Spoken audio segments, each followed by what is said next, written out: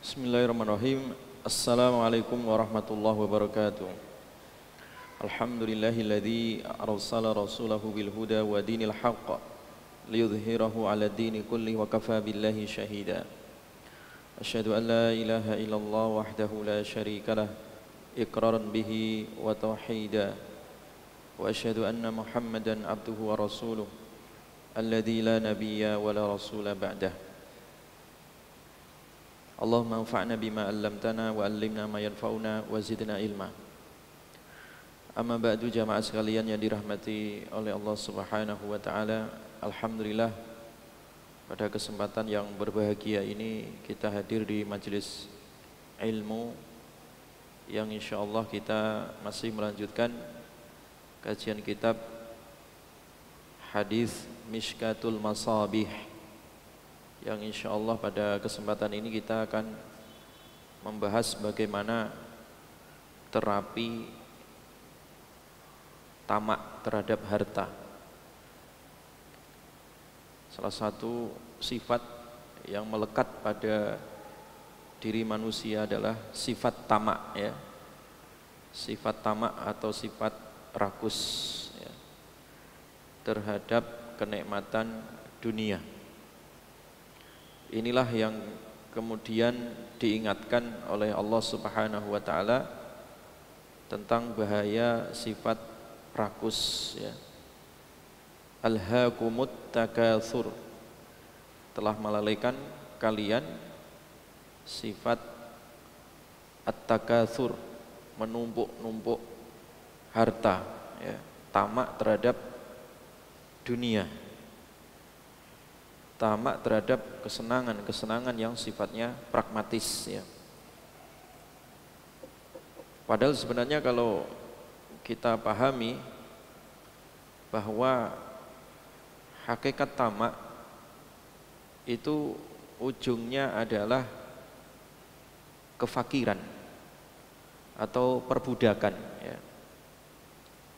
Walaupun secara kasat mata orang ingin menumpuk-numpuk dari harta ataupun kekuasaan, kelihatannya sekilas tampak banyak, ya, tampak mewah, tetapi sebenarnya dia sedang menumpuk kemiskinan atau kefakiran, atau diperbudak oleh kesenangan-kesenangan hartanya. Makanya ada satu istilah, al-abdu hurrun ma qana'a, bahwa seorang itu dia akan merdeka selama dia qanaah. Wal hurru abdun ma tama'a, dan orang merdeka bisa jadi menjadi budak sebab dia tamak. Jadi seorang budak, ya, hamba sahaya itu bisa seperti orang merdeka ketika dia qanaah, ya. Qanaah itu artinya menerima takdirnya Allah. Qanaah itu artinya menerima apa adanya nikmat yang diberikan Allah Subhanahu wa taala, sehingga dia bersyukur. Nah, seorang budak pun itu bisa merdeka jiwanya sebab qanaah.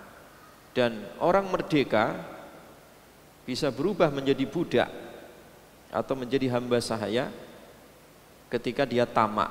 Kenapa? Karena ketamaan itu telah memperbudak dirinya, ya. Jamaah sekalian yang dirahmati oleh Allah, sifat tamak inilah yang kemudian dikhawatirkan oleh Nabi SAW, sifat yang berbahaya yang menimpa umat ini. Rasulullah SAW bersabda, "Fa wallahi lal fakru ahsya alaikum." Demi Allah, tidaklah kefakiran itu yang aku khawatirkan. Walakin ahsya alaikum, akan tetapi aku khawatir atas kalian, antubsata alaikumud dunya, ketika dibentangkan atas kalian kenikmatan dunia. Jadi Nabi itu tidak khawatir kalau umatnya jatuh miskin, ya. Nabi nggak khawatir kalau umatnya nggak punya duit.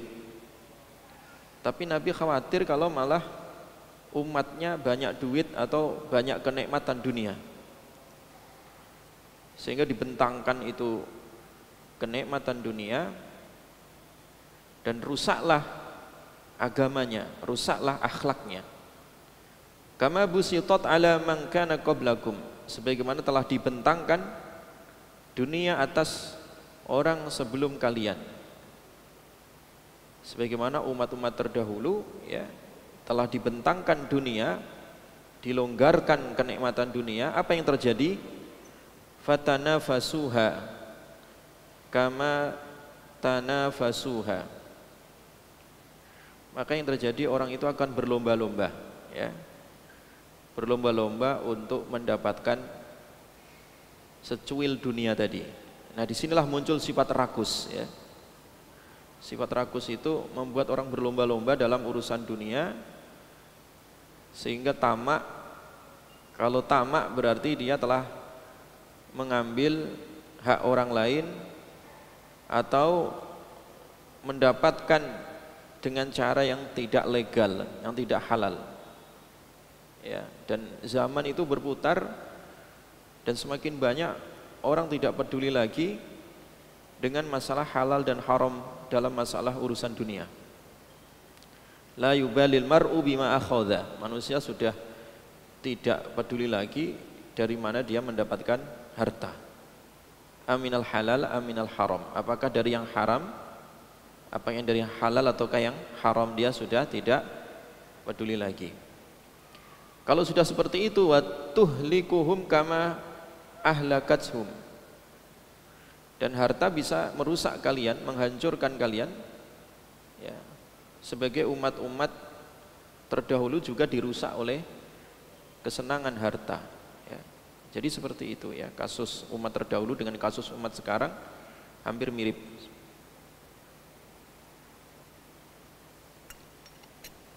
Mirip dalam arti sifat yang sama yang melekat pada diri manusia, entah umat terdahulu atau umat sekarang, memiliki sifat rakus tadi, ya. Tanafus dalam urusan harta, ya. Takatsur tadi dalam urusan harta. Jadi berlomba-lomba dan juga menumpuk-numpuk tadi dalam urusan harta ataupun jabatan. Nah, itu yang dikhawatirkan oleh Nabi SAW. Jadi di dalam hadis ini Nabi tidak khawatir kalau umatnya jatuh miskin. Tapi kalau yang dikhawatirkan Nabi adalah kalau umat ini dibentangkan, ya, dunia di depan matanya, ya. Ini yang dikhawatirkan Nabi setelah beliau wafat. Di dalam riwayat yang lain dikatakan, inna mimma akhafu alaikum mim ba'di. Sesungguhnya perkara yang aku takutkan atas kalian sepeninggalanku, ma yuftahu alaikum min zahratid dunya wa zinataha, yaitu ketika dibukakan atas kalian bunga dunia dan perhiasannya. Jadi kenikmatan dunia ini saking menipu daya, kebanyakan mata manusia diibaratkan seperti zahrah. Zahrah itu warna-warni bunga, ya, jadi bunga. Dan zinah, zinah itu perhiasan. Jadi pasti semua orang senang melihat warna-warni bunga atau gemerlapnya perhiasan. Itu semua orang pasti senang. Makanya dunia diibaratkan seperti bunga dan juga seperti perhiasan tadi, yang banyak menipu orang, yang banyak menipu manusia. Aku khawatir, ya, setelah aku tiada, kata Nabi, ya, ketika telah dibukakan atas kalian itu warna-warni dunia, ya, gemerlapnya kehidupan dunia dan juga perhiasannya. Ini yang dikhawatirkan oleh Nabi SAW, ya. Jadi zaman silih berganti, semua kekayaan-kekayaan di dunia ini ditampakkan oleh Allah. Semua kemudahan-kemudahan di dunia ini telah ditampakkan oleh Allah di hadapan kita semua, ya, saat ini. Apa yang sulit hari ini, semua di dunia ini dengan berbagai macam kemajuan teknologi, ya, orang itu bisa melakukan apa saja dan mendapatkan apa saja. Ya, kenikmatan dunia terbuka, ya, begitu luas, ya.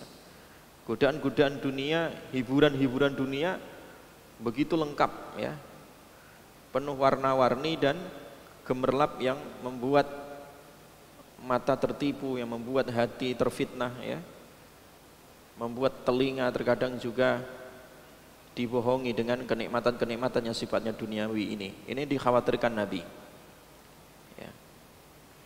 Karena yang namanya tamak terhadap dunia itu diibaratkan seperti tumbuhan yang hijau, dan juga diibaratkan dengan sesuatu yang manis, ya. Wa inna hadzal mal khadiratun khulwah. Jadi harta itu diibaratkan oleh Nabi SAW dengan warna yang menarik, ya, hijau lagi manis, ya. Jadi orang itu melihat itu senang, ya. Yang namanya dengan kehidupan dunia itu pasti senang, karena penampakan dunia itu selalu manis, ya, selalu indah, ya, hijau, sejuk, ya. Sehingga banyak orang itu tertipu di dalamnya. Faman akhadahu bihaqqihi. Nah, siapa yang mengambil dunia tadi itu sesuai dengan haknya, artinya dengan cara yang benar, cara yang halal, wa wada'ahu fi haqqihi, kemudian menyalurkannya dengan cara yang benar. Dia dapatkan dengan cara yang benar, kemudian digunakan dengan cara yang benar. Fa ni'mal ma'unatu huwa. Maka dunia yang seperti itu adalah sebaik-baiknya fasilitas, ya, sebaik-baiknya penolong. Jadi sebenarnya masalah dunia ini adalah masalah mubah, ya. Kenikmatan dunia adalah kenikmatan yang mubah sebenarnya. Nah, keindahan dan kemanisan dunia tadi ketika diambil dengan cara yang benar tidak ada masalah, dan ketika disalurkan dengan cara yang benar tidak ada masalah, dan itu malah sebaik-baiknya fasilitas karena bisa menolong ibadah. Makanya harta itu menjadi mulia kalau di tangan orang yang mulia, ya. Sebaik-baiknya harta adalah harta yang soleh di tangan orang soleh. Kenapa? Karena itu bermanfaat untuk menolong ibadah sebagai fasilitas untuk meningkatkan keimanan. Tetapi sebaliknya, waman akhadahu bi ghairi haqqihi, dan siapa saja yang mengambil dunia tadi bi ghairi haqqihi, dengan cara yang tidak hak, artinya dengan jalan yang haram. Jadi orang tertarik dengan kenikmatan dunia tadi, hijau dan manisnya dunia, dia mengambil, tertarik, tetapi dengan cara yang ilegal, dengan cara yang haram, yang tidak diridhoi oleh syariat. Maka apa yang terjadi? Kana kalladzi ya'kulu wa la yashba.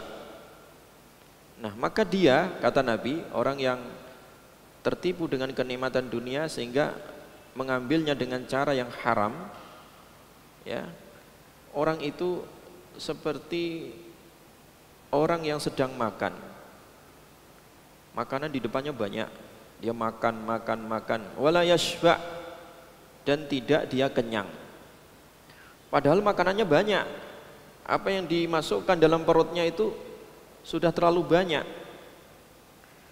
Tetapi karena diiringi dengan jiwa yang rakus tadi, dia makan tetapi tidak merasa kenyang. Kenapa? Karena kerakusannya tadi terhadap kenikmatan telah menghalanginya dari keberkahan, sehingga makan tapi tidak kenyang. Nah, itu di dunia digambarkan seperti itu. Jadi kalau orang rakus terhadap harta, terhadap kenikmatan dunia, itu diibaratkan orang yang makan tapi tidak jadi daging. Orang makan tapi tidak mengenyangkan. Orang minum tapi tetap dahaga, kayak minum air laut gitu, ya. Haus, dia minum malah semakin haus. Itu gambaran orang rakus. Di dunianya seperti itu. Jadi nggak ada pernah kenyang. Walaupun hartanya udah banyak, jabatannya sudah tinggi, fasilitas sudah lengkap, tapi karena kerakusan tadi itu membuatnya selalu kurang. Nah, itu yang disebut dengan al-faqr ad-daim, kefakiran yang abadi. Jadi kerakusan terhadap dunia itu adalah kefakiran, kemiskinan yang sifatnya ya, yang sifatnya adalah abadi, ya, yang sifatnya permanen. Jadi kefakiran permanen itu adalah sifat rakus tadi. Ya.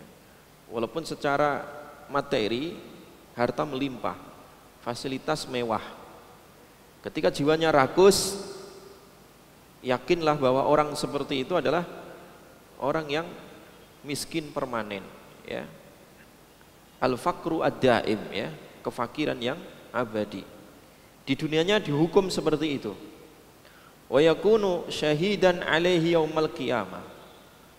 Dan kelak pada hari kiamat harta akan menuntut menjadi saksi atas kerakusannya tadi.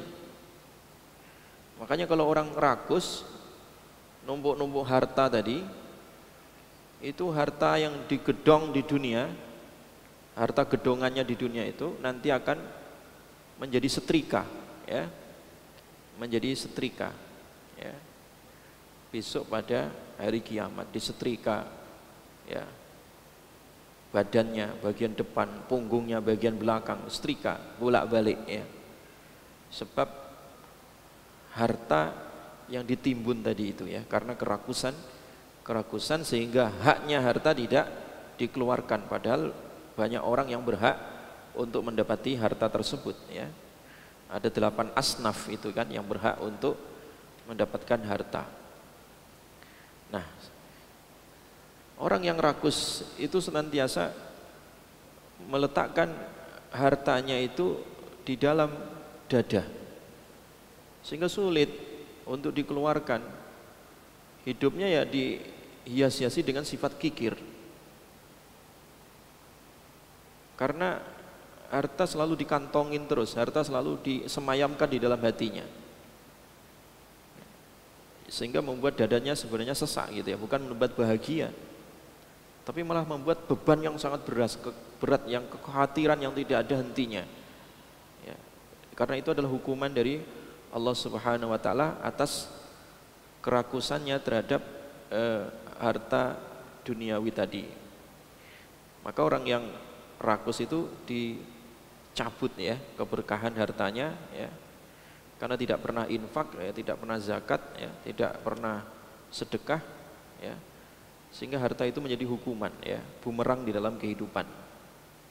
Makanya ketika Allah Subhanahu wa taala mewajibkan, ya, umat Islam untuk berzakat itu dalam rangka untuk apa?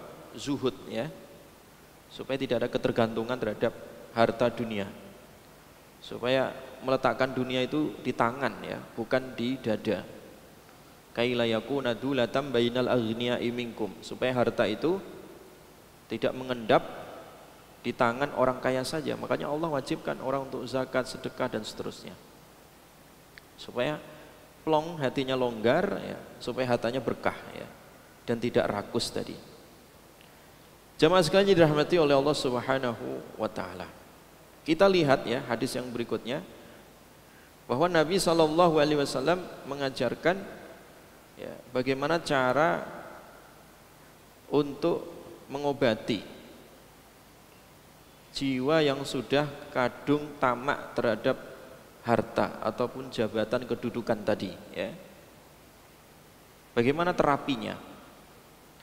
Di dalam hadis yang berikutnya, an Abi Hurairah radhiyallahu anhu anna Rasulullah sallallahu alaihi wasallam qaal. Hadis diriwayatkan dari Abu Hurairah radhiyallahu an, bahwa Rasulullah sallallahu alaihi wasallam bersabda. Ini salah satu terapi, ya, untuk mengobati sifat tamak yang bersemayam di dalam jiwa manusia. Nabi berdoa, ini doa supaya tidak tamak, ya. Allahumma ja'al rizqa ali Muhammadin quta. Jadi lihat doanya Nabi, ya. Nabi SAW sebenarnya ditawarin ya, emas, perhiasan, gemerlapnya dunia. Ya, kalau seandainya Nabi menghendaki punya segunung emas, Allah kasih itu. Ya. Ya, tapi Nabi bukan tamak seperti itu.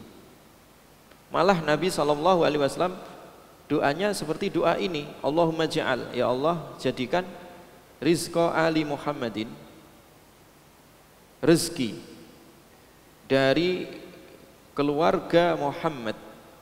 Ya, ya Allah jadikan rezeki keluargaku atau rezeki umatku.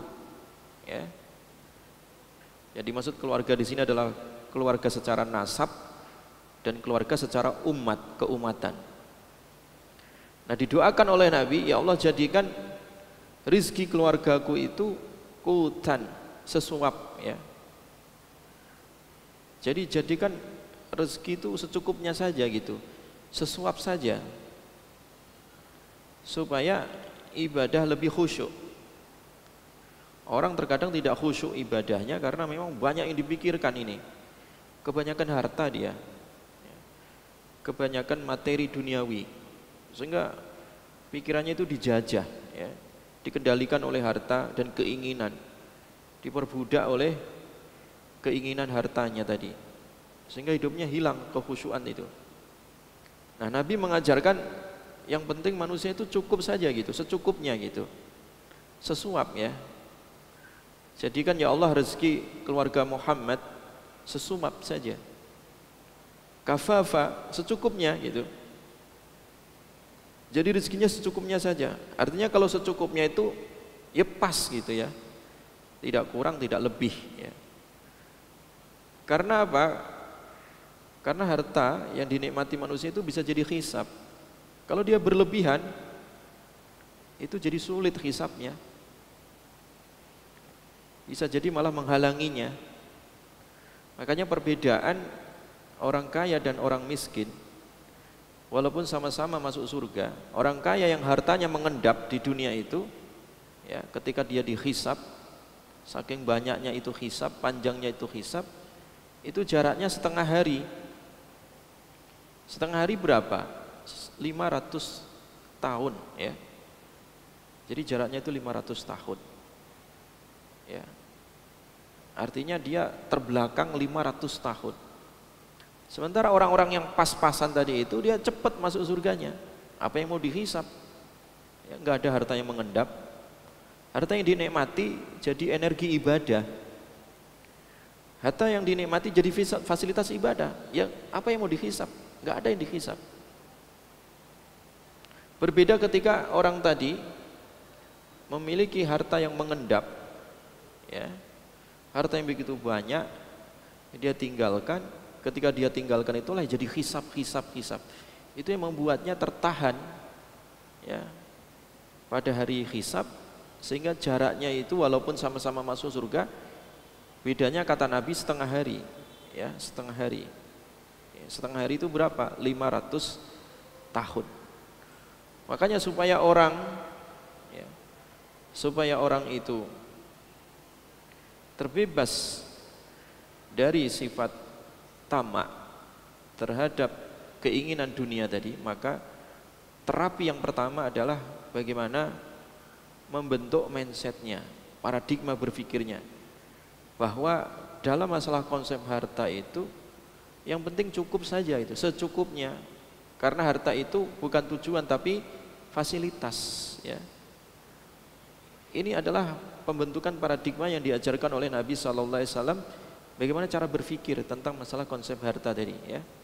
Harta adalah fasilitas, secukupnya saja, sehingga tidak berlebih-lebihan, ya.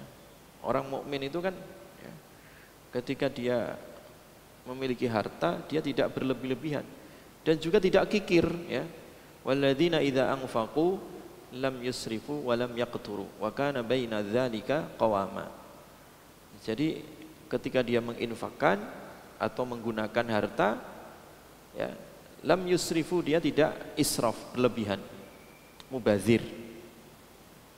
Karena mubazir itu adalah perbuatan syaitan, ya. Walam yaqturu, dan dia juga tidak kikir, ya. Tetapi wa kana baina dzalika qawama, dia tengah-tengah, ya. bersahaja namanya.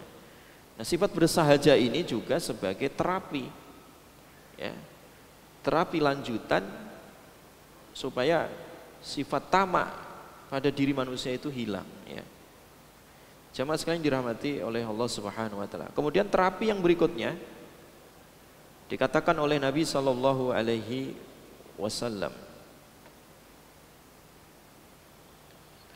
dari Abdullah ibnu Amr, ya, radhiyallahu anhuma. Rasulullah sallallahu alaihi wasallam bersabda, "Qad aflaha man aslam."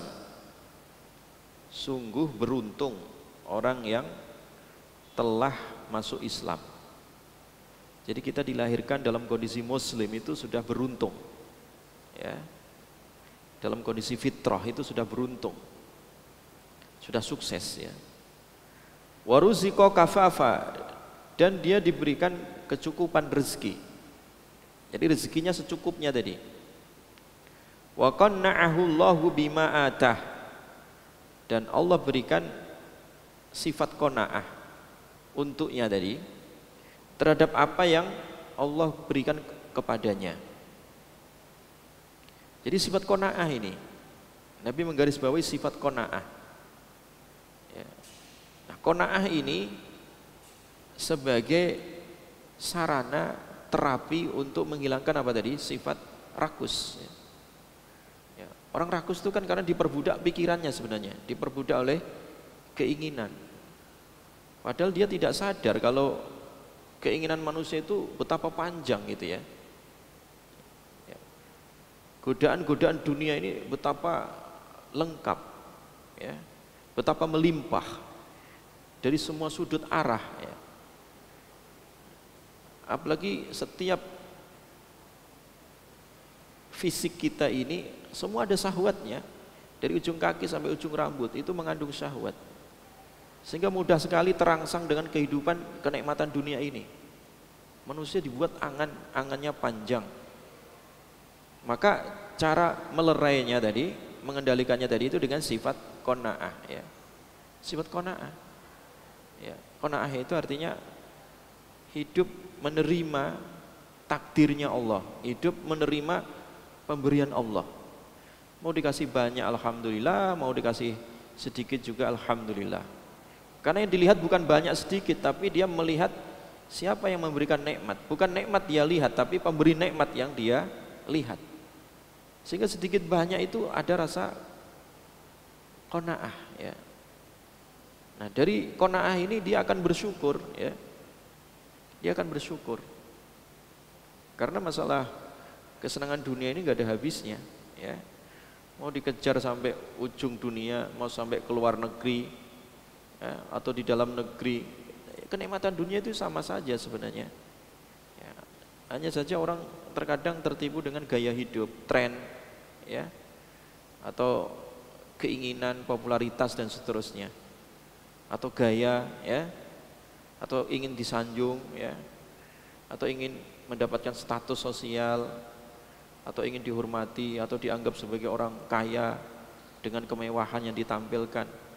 Jadi intinya manusia diperbudak oleh aksesoris tadi, ya. Aksesoris yang sifatnya duniawi, sehingga jiwanya itu terjajah, jiwanya itu menjadi budak daripada itu dunia tadi. Maka cara mengobatinya, terapinya adalah dengan qanaah apa saja yang telah diberikan Allah kepadanya, ya. Ya. Makanya Nabi SAW itu beliau setiap saat dan waktu dalam kondisi apapun tetap mengucapkan alhamdulillah. Ketika Nabi senang juga mengucapkan alhamdulillah, ya. Alladzi bi ni'matihi tatimmus shalihat, ya. Dengan pujian bagi Allah ini, segala puji bagi Allah, sempurnalah, ya, segala kebaikan, segala nikmat itu jadi sempurna. Ketika Nabi susah, Nabi juga manusia, ya, kadang susah, ya, kadang sedih, ya, kadang juga dalam kondisi terhimpit dan seterusnya. Tapi ketika ditanya tampilan wajah Nabi, ya, tampilan akhlak Nabi adalah pujian. Bagaimana kabarmu ya Rasulullah? Alhamdulillah ala kulli hal. Jadi kalau Nabi itu sedih, Nabi lagi susah, jawabannya adalah segala puji bagi Allah atas semua kondisi. Artinya dalam kondisi susah juga memuji kepada Allah Subhanahu wa taala. Ya karena memang hidup ujian. Liyabluwakum ayyukum ahsanu amala, supaya Allah melihat mana di antara kalian yang paling bagus amalnya. Orang senang juga ujian ya, sedih ujian, sehat ujian, sakit ujian. Makanya sebenarnya kehidupan itu sama gitu ya.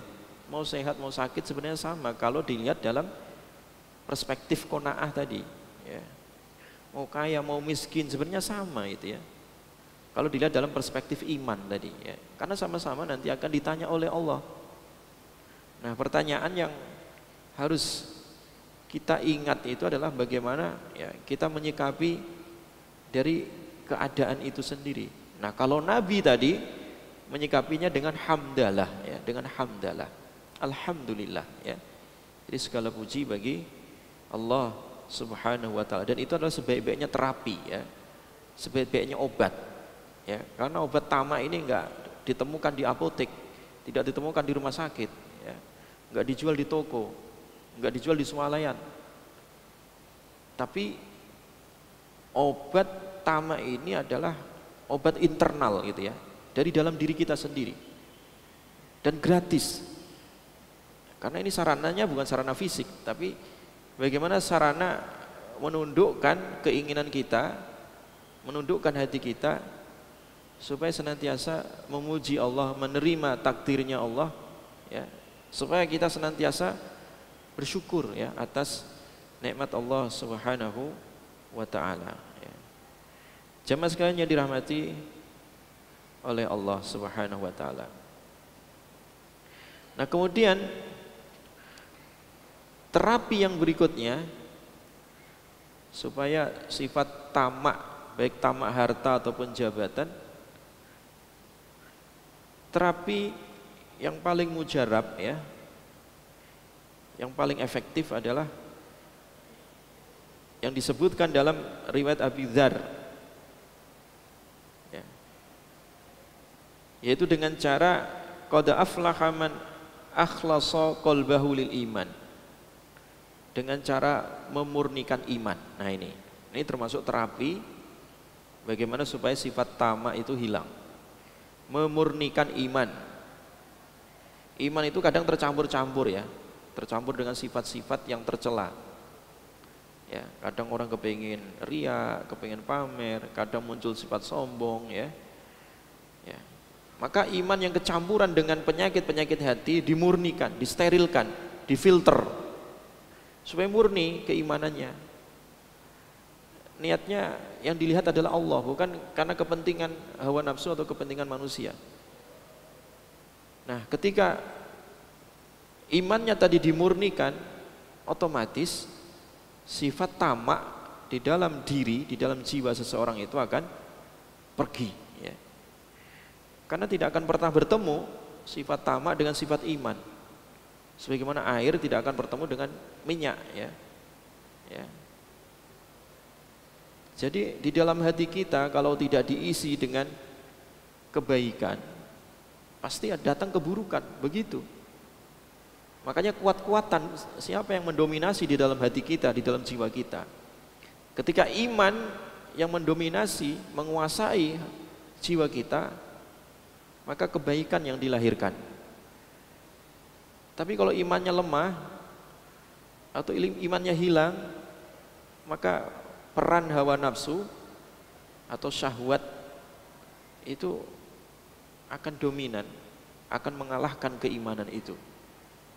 Maka oleh karena itu al-imanu yazidu wa yanqus. Iman itu kadang naik, kadang turun ya. Naik turun. Naik ketika digunakan untuk zikir, digunakan untuk taat, digunakan untuk amal soleh, digunakan untuk hadir di majelis ilmu. Maka sediakan waktu untuk ngaji, untuk hadir di majelis taklim. Kenapa? Itu untuk ya imunisasi iman ya, untuk meningkatkan kekebalan iman. Tapi kalau hatinya lalai, diisi dengan kesenangan-kesenangan, hiburan-hiburan yang melalaikan, itu terkadang membuat iman menjadi lemah. iman menjadi lemah. Nah, di tengah kelemahan itu setan akan datang dan berkuasa. Setan akan membesar, ya, merajai, memperbudak diri seseorang tadi, ya. Makanya kata kuncinya adalah man akhlasa qalbahu lil iman, yaitu orang yang mengikhlaskan, ya, memurnikan hatinya dengan iman. Wa ja'ala qalbahu saliman, dan menjadikan hatinya selamat. Hatinya selamat itu artinya apa? Hati yang bersih, ya. Hati yang terbebas dari penyakit-penyakit hati. Nah, tamak ini termasuk penyakit hati. Maka sedikit pun jangan dikasih tempat untuk bersemayam di dalam dada kita, ya. Jadi sifat tamak itu penyakit hati, maka harus dibersihkan, ya. Harus dihilangkan. Dengan cara apa tadi? Dengan sabar, ya. Dengan cara apa? Belajar bersyukur. Dengan cara apa? Dengan qanaah tadi, ya. Ya. Qanaah, ya, menerima nikmat dengan penuh syukur dari Allah Subhanahu wa taala. Walisanahu shadiqan, dan lisannya jujur. Nah, ini termasuk terapi untuk menghilangkan sifat tamak itu. Milikilah lisan yang jujur. Dilatih supaya ucapannya lurus. Karena biasanya kalau orang tamak itu yang muncul di mulutnya, di lisannya itu adalah kesombongan atau keangkuhan atau sifat hasud terhadap orang lain. Kenapa? Karena dia melirik nikmat yang ada di tangan orang dan ingin menguasai atau merebutnya, ya. Dia merasa iri kalau orang lain senang, dia merasa senang kalau orang lain susah, ya. Maka ketika lisan kita dilatih dengan ucapan yang jujur, ucapan yang selamat, itu sebagai salah satu cara untuk meredam, ya, sifat tamak, emosi yang ada di dalam jiwa kita. Makanya walisanahu shadiqan, jadi perjujur, ya, lisan itu, ya. Lisannya jujur, ya. Wa nafsahu mutmainnah. Nah, kemudian yang berikutnya adalah dan memiliki jiwa mutmainnah. Jiwa mutmainnah. Jadi supaya tamak itu hilang di dalam diri kita, maka belajarlah untuk tenang, ya. Belajarlah untuk tenang, ya, dalam segala kondisi, dalam segala keadaan, ya. Walaupun terkadang manusia juga diuji dengan musibah. Makanya pertama kali yang muncul ketika orang dihadapkan dengan musibah adalah ucapan istirja, ya, inna lillah wa inna ilaihi rajiun, ya, sesungguhnya segala sesuatu milik Allah dan akan kembali kepada Allah, sehingga jiwanya tenang, ya.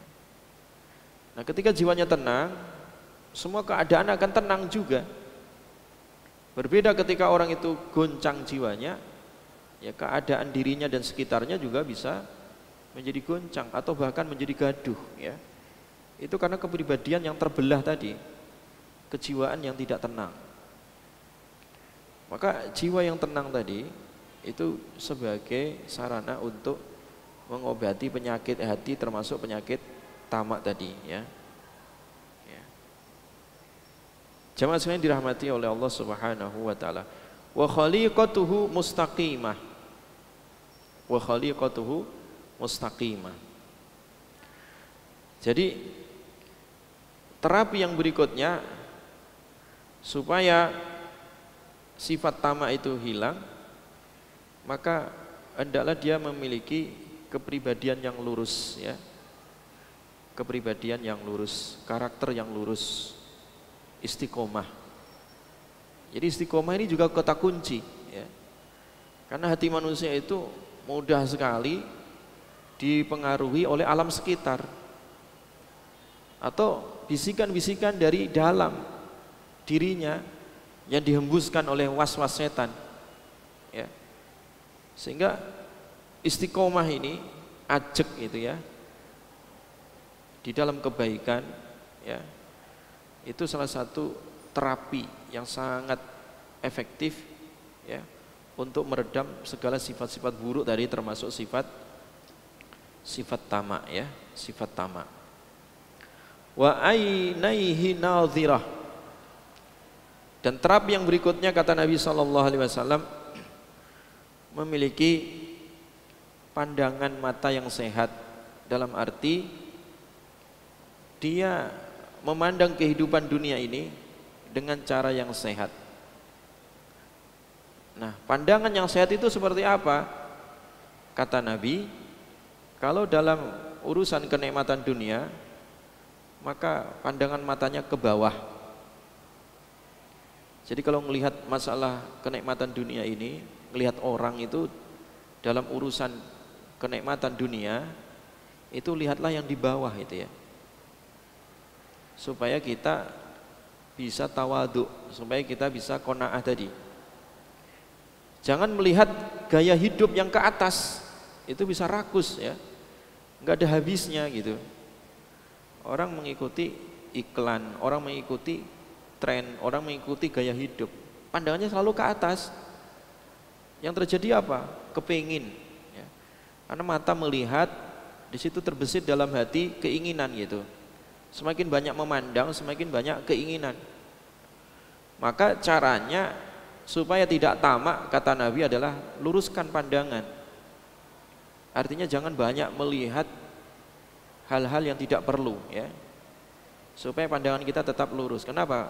Sekali orang melihat itu kepingin gitu ya. Namanya manusia itu ada daya tarik. Namanya dunia tadi itu dihias-hiasi ya, indah. Semua orang senang karena manusia punya syahwat, manusia punya keinginan. Nah, semakin banyak melihat, semakin dia tamak ya. Maka disitulah pentingnya ghaddul basar ya, menundukkan pandangan ya terhadap kehidupan dunia ini. Karena kalau meninggikan pandangan, itu sifat tamak akan bersemayam di dalam diri seseorang. Jemaah sekalian yang dirahmati oleh Allah Subhanahu wa taala. Nah, kemudian terapi yang berikutnya ya, terapi yang berikutnya, Nabi SAW mengajarkan kita supaya orang tidak tamak adalah kaya jiwa, memiliki jiwa yang kaya. Laisal ghina an kathratil aradi, walakinnal ghina ghina nafs ya. Laisal ghina, tidaklah disebut kekayaan ya, tidak disebut orang kaya. An kathratil aradi, sebab memiliki banyak ya, harta. Jadi bukan disebut sebagai hartawan ketika dia banyak harta ya. Jadi bukan banyaknya materi yang membuat dia kaya, tidak. Walaupun memang dalam pandangan kapitalis ya, dalam pandangan kebanyakan orang, bahwa orang kaya ya yang banyak harta, begitu memang kebanyakan manusia melihat ya. Tapi dalam kacamata pandangan Nabi, dalam kacamata syariat tadi, bahwa kekayaan yang hakiki bukan dari banyaknya harta ya. Karena itu tadi, ketika harta yang didapat dengan kerakusan, sebenarnya dia itu orang fakir ya. Orang yang korupsi itu adalah orang fakir walaupun duitnya banyak ya. Kenapa disebut fakir? Karena sebenarnya dia mengambil hak orang lain, atau menumpuk harta yang menghalangi hak yang tidak dikeluarkan untuk orang lain, baik zakat, infak dan seterusnya ya. Makanya itu bukan ukuran, kata Nabi. Walakinnal ghina ghina nafs, tetapi kaya yang sesungguhnya, adalah ya, ghina nafs, yaitu kaya jiwa.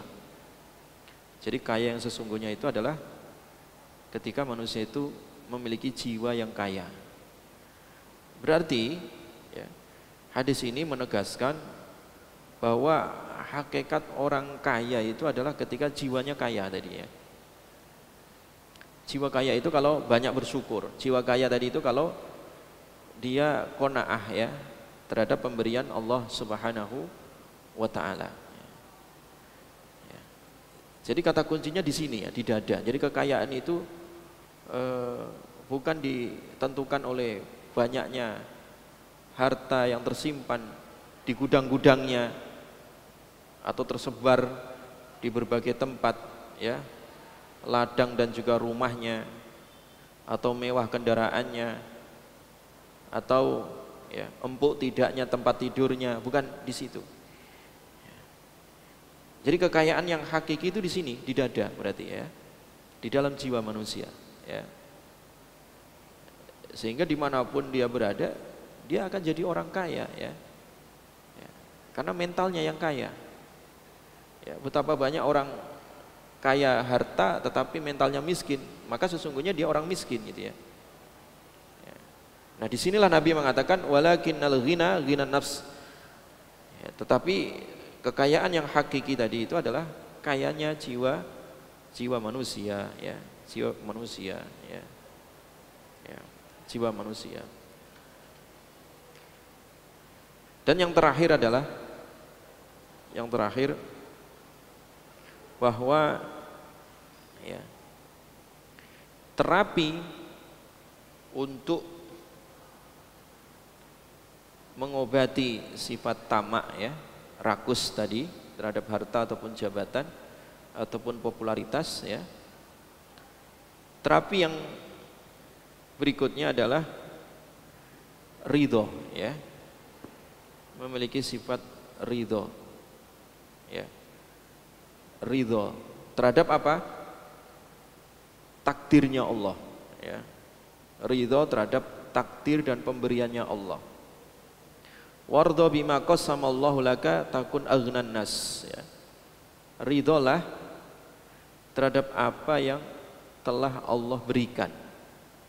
Jadi rezeki yang telah Allah bagi-bagi kepada manusia, kemudian kita sebagai hamba menerima dengan lapang dada, dengan penuh ridho tadi, takun aghnan nas, maka kalian akan menjadi manusia paling kaya.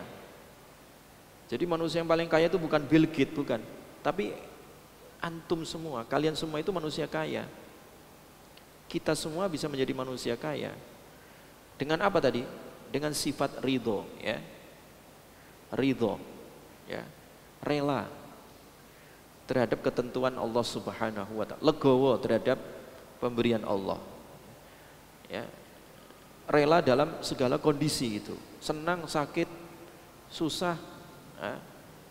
Sama saja sebenarnya kalau orang itu dalam kondisi ridho hatinya ya, karena innallaha la yudhi'u ajral muhsinin, Allah tidak menyia-nyiakan pahala orang yang berbuat baik. Dalam kondisi sehat berbuat baik, dalam kondisi sakit juga berbuat baik. Semuanya bernilai pahala sebenarnya. Dan tumpukan pahala itulah yang membuat orang jadi kaya. Nah, sebagaimana sudah disebutkan pertemuan yang kemarin, dunia itu kan sangat rendah, sangat hina, sangat sedikit ya, ketika dibandingkan dengan kenikmatan akhirat, ketika dibandingkan dengan amal saleh. Bayangkan kalian sholat 2 rakaat qobliyah subuh, itu kalau ditampakkan pahalanya itu lebih baik daripada dunia seisinya gitu ya. Jadi kalau kalian tahu ya, kalau antum tahu pahala 2 rakaat sholat sunnah saja qobliyah subuh ya, itu kalau diukur berapa sih upahnya, berapa, lebih banyak daripada dunia seisinya. Itu berapa miliar, berapa triliun, ya nggak terhitung, unlimited itu. Itu baru 2 rakaat. Bagaimana kalau itu ribuan rakaat? Ya, jadi kekayaan yang hakiki itu adalah bagaimana paradigma berpikir sebenarnya. Kekayaan itu adalah paradigma berpikir, yaitu dengan diisi dengan sifat ridho. Ya. Bukan aksesoris dan bukan tren gaya hidup. Ingat, kalau orang itu ngikuti tren gaya hidup itu demi Allah itu miskin seumur hidup. Dunia akhirat miskin. Kenapa? Hatinya dijajah. Hatinya diperbudak oleh keinginan tadi. Nah, dengan sifat ridho tadi, itulah yang bisa meredam, mengendalikan ketamaan seseorang, ya. Ketamaan seseorang, ya. Jadi wardho bima qasamallahu laka takun aghnan nas, ya. Ya. Ridholah terhadap apa yang telah diberikan oleh Allah Subhanahu wa taala, maka kamu akan menjadi orang yang paling kaya, ya. Orang yang paling kaya, ya. Dan ketika kita ridho, syukur dan qanaah tadi terhadap pemberian Allah, maka harta itu akan bertambah berkah, ya. Nikmat itu akan bertambah berkah, ya. Karena memang nikmat itu, ya, dia bertambah bukan karena semakin kita berkeringat, tidak, ya. Bukan semakin kita menumpuk-numpuk, tidak. Tapi harta semakin berkah itu kalau disyukuri, ya. Ya, dinikmati dengan rasa syukur. La in syakartum la zidannakum wa la in kafartum inna adzabi lasyadid. Ya. Di hadapan nikmat itu kalau kalian syukur, ya, nikmat ditambah. Tapi kalau tidak, alias kufur, malah siksa yang ditambah oleh Allah Subhanahu wa taala. Sungguh siksaku sangatlah pedih, ya. Jadi itu jamaah sekalian beberapa, ya, terapi yang diajarkan oleh Nabi Shallallahu alaihi wasallam untuk mengobati penyakit tamak, ya, penyakit tamak, penyakit rakus, ya, yang semua manusia. Jadi semua manusia, saya katakan semua manusia, ya, memiliki sifat ini, ya, kecuali memang orang-orang yang disembuhkan oleh Allah atau orang-orang yang dijaga oleh Allah Subhanahu wa taala tadi. Maka cara menjaganya tadi itu ikuti petunjuk Nabi Shallallahu alaihi wasallam bagaimana cara menyembuhkan, ya, hati yang sedang sakit dengan sifat tamak, hati yang sedang kotor dengan sifat rakus tadi, ya. Kalau selama ini kita disibukkan untuk mengobati penyakit-penyakit fisik kita, dimanapun itu obatnya terkadang dikejar kemana-mana, ya, ya, mahal apapun ditebus supaya sembuh, ya. Dia punya penyakit kulit, punya penyakit mata, punya penyakit telinga, punya penyakit sedikit saja dalam tubuhnya, dia segera berobat supaya sembuh, itu, ya. Tapi terkadang orang tidak berpikir bagaimana penyakit yang lebih kronis di dalam dirinya itu adalah penyakit jiwanya tadi, ya. Banyak penyakit-penyakit itu yang harus didiagnosa, ya, kemudian diobati, ya, diterapi dengan petunjuk Nabi Shallallahu alaihi wasallam, ya. Sebagaimana yang sudah kita sebutkan tadi, bagaimana menerapi sifat tamak ini supaya hilang dari jiwa kita dengan banyak bersyukur kepada Allah, dengan qanaah, dengan ridho terhadap qada qadarnya Allah Subhanahu wa taala, dan juga dengan menyibukkan perbanyak amal soleh supaya iman meningkat, frekuensi imannya meningkat, naik terus, naik menuju kesempurnaan. Jangan sampai iman malah justru jatuh turun, tidak, ya. Iringi terus, istiqomah terus di jalan Allah Subhanahu wa taala, maka, ya, hati akan semakin lapang, ya, ya, hati akan semakin ridho tadi, ya. Wa'bud rabbaka hatta ya'tiyakal yakin, ya, dan senantiasa beribadah kepada Allah sampai datang yakin. Yakin itu adalah kematian, sampai mati, ya.